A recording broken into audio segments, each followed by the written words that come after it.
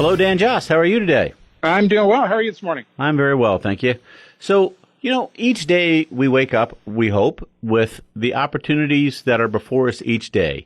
And I'm wondering if, in the money side, we have opportunities, and what's the best way to really evaluate what we want to do with those opportunities? Every day brings a host of decisions, and many of those decisions have financial implications. And so as far as evaluating opportunities, I'd like to first have what I call an opportunity fund, or fund on an ongoing basis an opportunity fund, so that when opportunities come along, we have the resources to take advantage or invest in that opportunity. Okay. So that we're not charging. I wouldn't consider that an opportunity if we can just pull out a charge card and buy something. But if we have the resources and a opportunity comes along, then we can evaluate it. And that's what we're going to try to do today. All right. So I had an opportunity, my wife and I, probably 15 years ago, to buy part of the season tickets of the Nationals, the baseball team. Right. So let's go to 20 of those games this season. Okay. And so we thought through the cost, and the cost of the season tickets was, and you may recall earlier we talked about a total cost of ownership. Well, the cost of the games I think we did 4 seats per game was, X. And then there's parking and food and other costs that go along with that. Oh yeah, we definitely cover that total cost thing there. So we kind of went through all of that to see what the real financial cost would be. And then we went through what that opportunity would cost us in terms of lifestyle. What would our day, or how would our week be different if we were attending a baseball game, which means an hour commute, 3 hours of a game, and an hour commute back every week.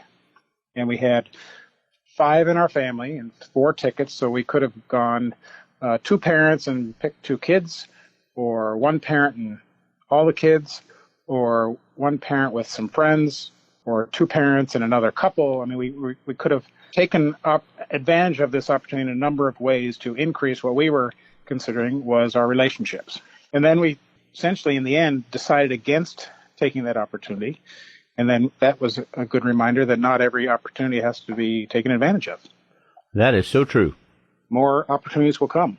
And when they do, it's nice to have the ability to act on them. That's right. And so whether it's a new car, a second home, a boat, in this case, season tickets to sports or concerts, or sometimes big-time travel. We've had friends say, hey, we're going to go to here on vacation. Would you like to go with us? Or club membership. There's all kinds of opportunities out there.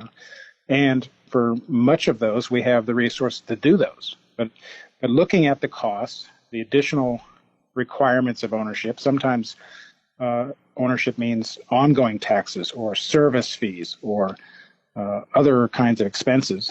But then looking at how that changes our life in what we do every day or every week, are we horse people?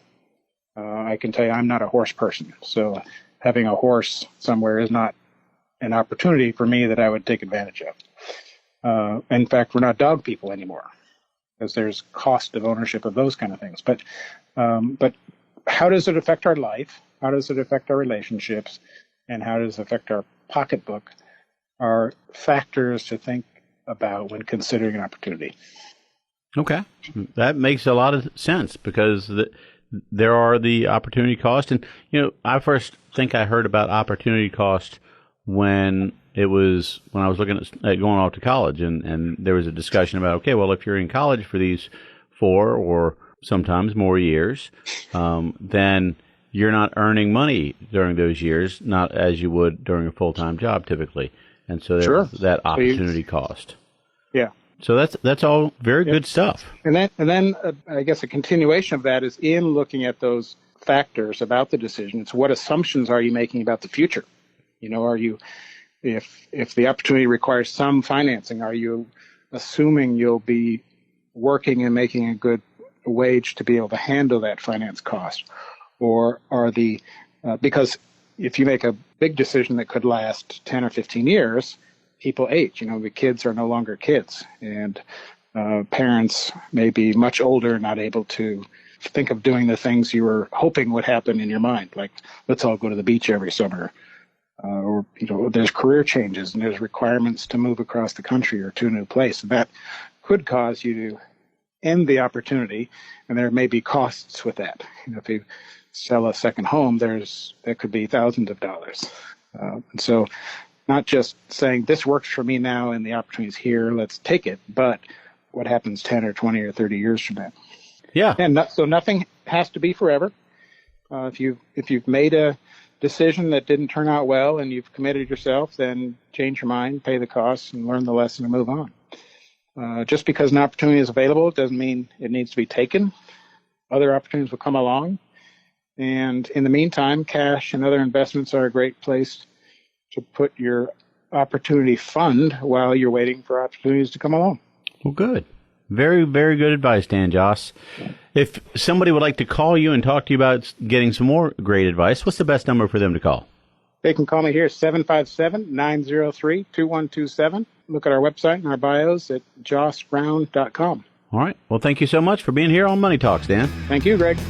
Money Talks is a weekly program presented for the listener's benefit and entertainment. It is provided at no cost to the listener, and the ideas, opinions, and comments are not to be construed as legal advice, tax advice, investment advice, or other advice specific to the listener. Listeners are encouraged to seek the advice of a licensed professional or other qualified party when dealing with financial, legal, tax, medical, investment, insurance, taxidermy, plumbing, electrical, carpentry, real estate, chiropractic, veterinary, oral hygiene, hot air ballooning, etc. We have given you some food for thought. Now, call a licensed professional such as Dan Joss at 757-903-2127. Thanks for listening, and remember, failing to plan is planning to fail.